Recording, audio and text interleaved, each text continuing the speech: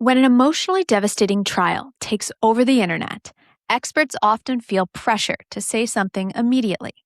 But the fastest opinion is rarely the one that builds the most authority. My recommendation: do not use a tragic case to prove that you have an opinion. Use it to demonstrate that you have a responsible method. You can see on YouTube that there are a ton of videos being put together on the Lindsay Clancy case, which is taking place as I record this video, and it seemed like a great example. Today we'll talk about how to respond to a trial like the Lindsay Clancy case without diagnosing a stranger, prejudging a defendant, or damaging your own credibility. If you're a lawyer, clinician, or a parenting creator, this episode's for you. This is Think Like a Producer, where Monday through Thursday, we help you break down news headlines so you can find the angle to help attract clients and potentially the press on your journey from unknown to known. Then bi-weekly, we also have the Unknown to Known interview series. That's with TV insiders. So if you're watching us on YouTube, I hope you'll subscribe to the channel. And if you're listening on your podcasting platform of choice, give us a follow. Leave us a comment. I'd love to hear what your thoughts are. All right, I've definitely used the AP before, and it is a reliable source. So when you are pulling facts before you share a point of view, make sure you are using sources that are considered reliable. Lindsay Clancy is on trial in Massachusetts for killing her 3 children, Cora, Dawson, and Kaylin. For anyone watching the trial, you've seen that the defense does not dispute that she killed them. It is arguing that she was experiencing severe mental illness and lacked criminal responsibility. Now, by the time you watch this, there will likely be a ruling in this case.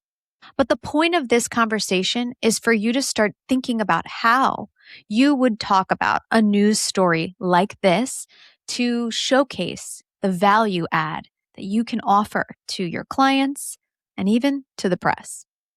Now, in this case, so far, as of this recording, prosecutors are arguing that her actions were deliberate and that she remained legally responsible. Now, according to the Associated Press, jurors have heard compelling testimony about Clancy's symptoms, treatment, behavior, and mental state. Having worked at CBS in Boston at WBZ, I wanted to make sure that I referenced CBS Boston. Now, CBS Boston has reported that clinicians who treated Clancy before the deaths testified that they had not observed signs of psychosis at that time.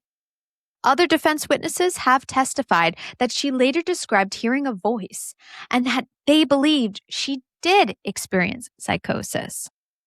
Those are courtroom claims for the jury to evaluate, not for you to diagnose on social media. The worst is putting your credibility at risk. So if you're a clinician and you're leaning into this news story, avoid diagnosing. And if you appear on a podcast or on a television news interview, you want to be taking the same approach. Now, there are 3 ways that we could break down this story. And if we're in a newsroom, we're going to think about all the different angles that we could bring up. And your expertise could actually be a voice that we need, right? As a television show, a television news show, or someone who's booking for a podcast. The strongest is to identify the misunderstanding your expertise essentially can correct. A lawyer could explain that a psychiatric diagnosis and Massachusetts legal standard for lack of criminal responsibilities are not automatically the same thing. Now, it's a complicated issue just saying that right now, but your hook could be having a mental illness does not by itself determine criminal responsibility. Explain what the jury must decide, what each side carries, and why deliberate looking behavior does not settle the legal question by itself. That type of expertise in an op-ed, in a LinkedIn post, in a social media video, if you have that academic and lived experience, could be very valuable to a media outlet looking for a fresh voice. The trade-off is that nuance may receive less immediate engagement than predicting a verdict, but it builds far more professional credibility. You can also explain the system. So, maternal mental health professionals could discuss postpartum psychosis, warning signs, treatment protocols, and the barriers of care. Maternal mental health expert Karen Kleiman, sorry if I butchered your name, used a LinkedIn post to address an important clinical distinction involving intrusive thoughts.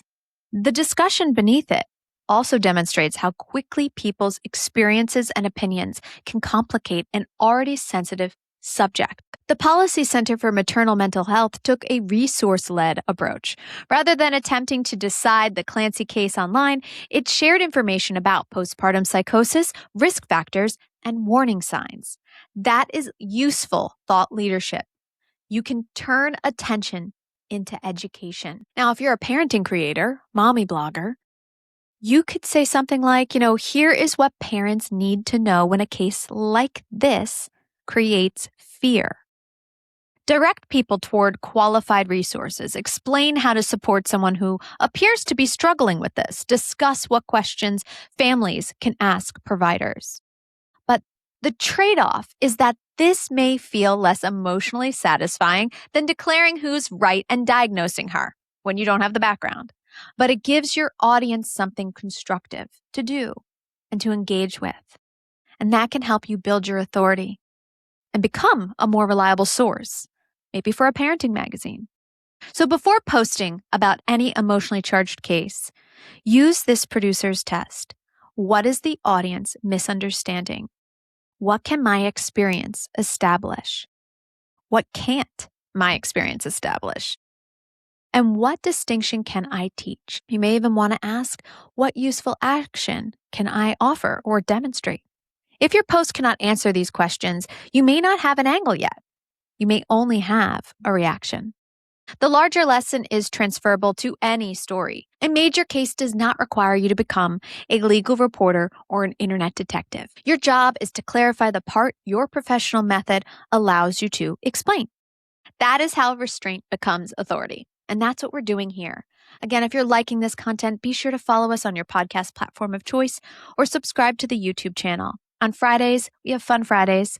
I put together either an interview, a tutorial, or a YouTube podcast breakdown so that you can really start leaning into the new media space and have the support you need to start showing up with authority. Think Like a Producer is produced by my company, On Cam Ready Media.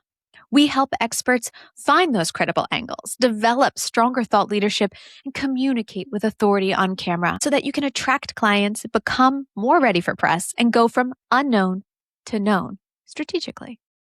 I'm Jamie Maglietta. Remember to think like a producer, use the news, find your angle, and produce your authority. And when you are covering cases like this, you should push people to additional resources to help them if they are experiencing the same symptoms as the subject being discussed in your content. On television, we always push people to some type of helpline. If you or someone you know needs immediate help, call or text 988. Maternal Mental Health. It's a hotline. They're not sponsoring. I just want to make sure that you have the right resources. All right. If you use this information from any of my Think Like a Producer Unknown to Known episodes, tag me online. I'd love to see what you're up to. And I'll see you. Bye.